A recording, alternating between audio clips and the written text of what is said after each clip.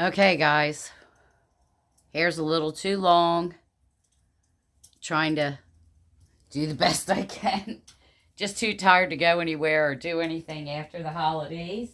But I did so much want to have a cup of coffee, fireside chat with you. We'll see if we get a commercial this time on the fireside chat. But anyway, I got my coffee. You guys got yours? I'm going to turn this way just a little bit more. I don't want you facing the sun, but I'm kind of laying back. My back's been sore. So, problems of an old lady. I did try the best with my hair. I need to go to the hairdressers. So, this is about turning 65 in 2024. It's about what I learned in being 65 and in 2024. And it's about my plans and my changes moving forward into 2025. And of course, in the spring, I'll turn 66. So, gonna try to keep the negative parts limited, just to be fair. Okay. I will say this as advice to anyone who's just becoming 65 or soon becoming 65. I have a number of issues that I discovered were not covered on Medicare Advantage plans. So, please be careful. And if you can afford it, I would recommend a supplemental N. You don't want any major surprises financially. I'm not giving you a financial advice or medical advice for that matter. I just discovered the hard way. From the time I turned 65 until the end of the year, I was on an Advantage plan that I had chosen. And it was bad news. They refused my scripts. They refused care. They require, they almost always reject you for anything big. And then, it's up to you to keep pushing and pushing and pushing to get them to cover it. This is not the way I want to run my healthcare. Just saying, guys. Y'all know, I've told you in the past, I'm very much a holistic girl, an organic girl, a exercise girl, and I don't mean lifting weights, jogging, running, wearing yourself out like a loony. I'm not that kind of an exerciser. I believe in movement. Don't sit. I love YouTube. Go figure. I love my music, but I also love to dance. Okay. And I make it a habit to get up every so often, even if it's just for a few minutes. First of all, I have dogs, so y'all know they need to be fed, they need to be let out. Maybe go see what they're up to. If it's quiet, that's trouble. Just saying. So, anyway, a very positive thing that I learned this year is going into this year was very, very, very stressful. For a number of reasons, not necessarily having to do with turning 65, but just definitely was not understanding Medicare, definitely was very confusing, definitely made the wrong decision. And, now I have corrected it, but I have also discovered Medicare is way more expensive than the ACA. Okay. But I have discovered that I am so resilient still. Independent still. We're all going to have our setbacks. I've had a number of things happen this year that were really setbacks. Um, but you know what they say: get yourself up, brush yourself off, keep on going. That's sort of my mantra. And I also wanted to say that I don't necessarily do a New Year's resolution. What I do is I sort of set a goal that I give myself the entire year to do. Okay. I don't believe in making myself crazy, especially at this age. You know, lose this, that, the other, whatever. Start exercising, start this, quit this, quit that. No, I believe it's all a balance. But there are things that, you know, our lives get out of balance. I mean, mine has for, you know, sometimes it's not your fault. It's outside influences. It's, you know, things going on around you, people in your family that have, you know, concerns that are bigger than yours or whatever. So, but what I try to do is just, again, set a goal.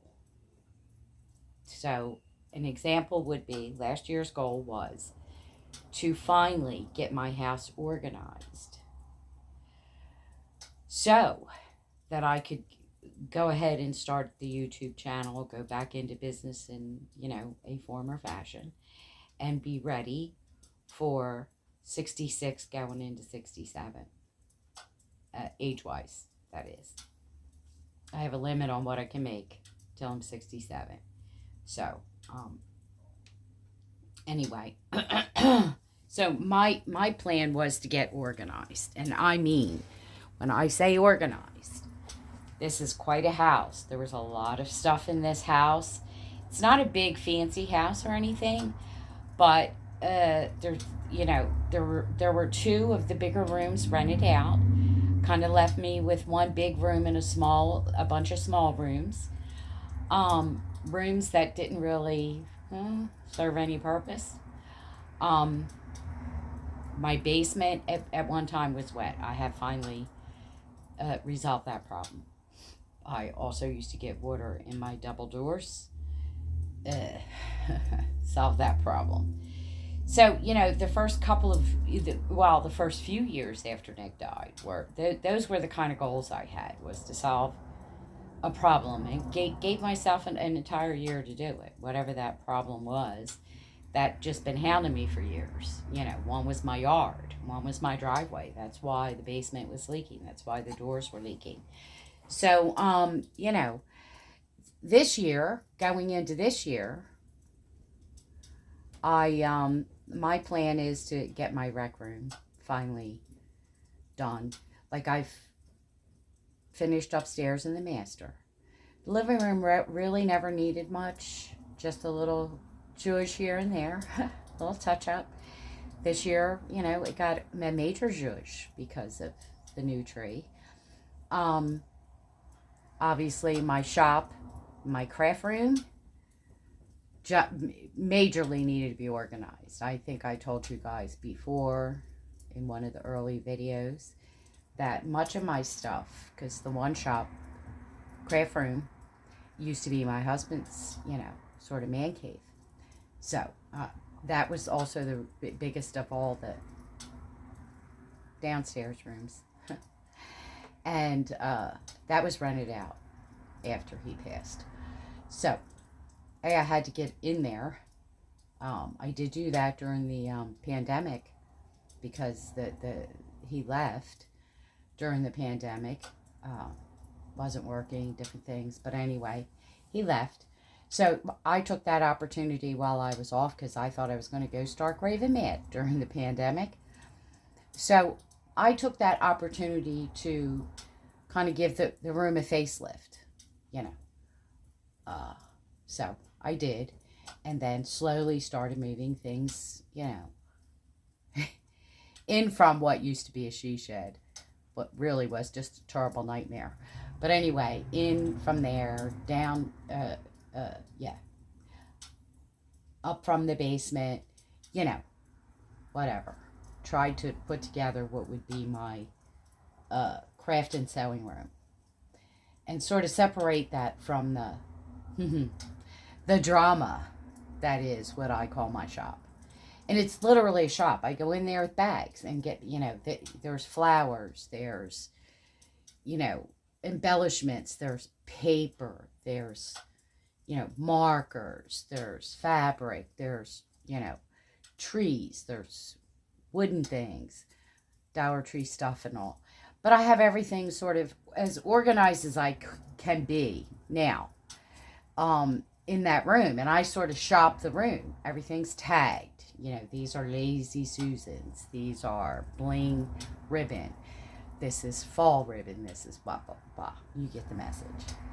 So, I've pretty much got a good handle on that. Not quite there yet at the end of this year, but definitely major progress made from what y'all saw, even in September when I started the channel.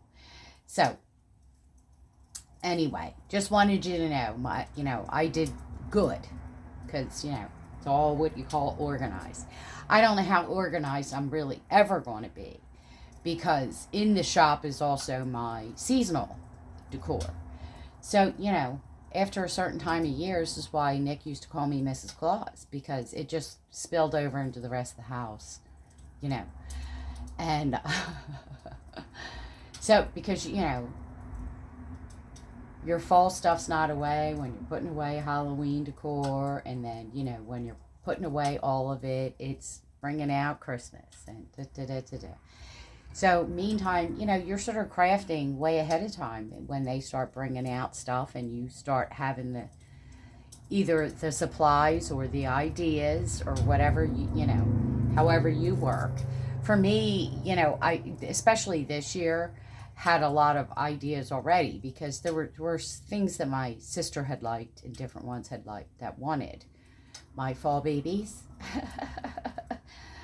My sister's actually a spring baby, but she loves Halloween. So, anyway.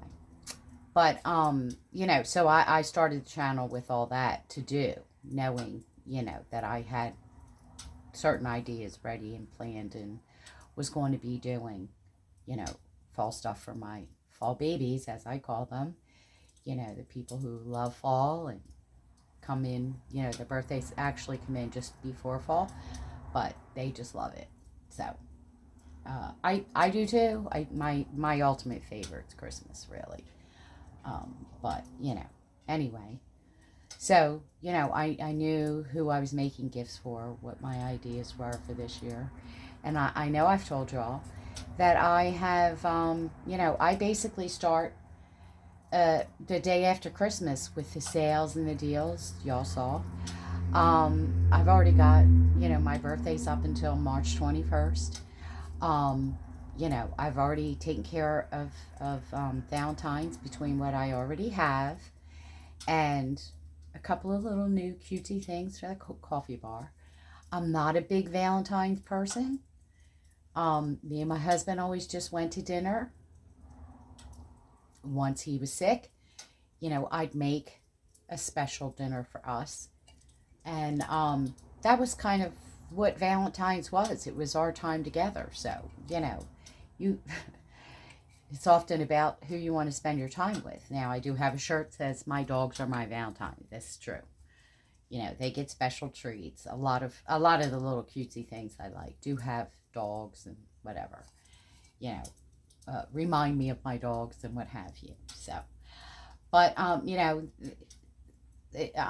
really ready for really through to the spring, and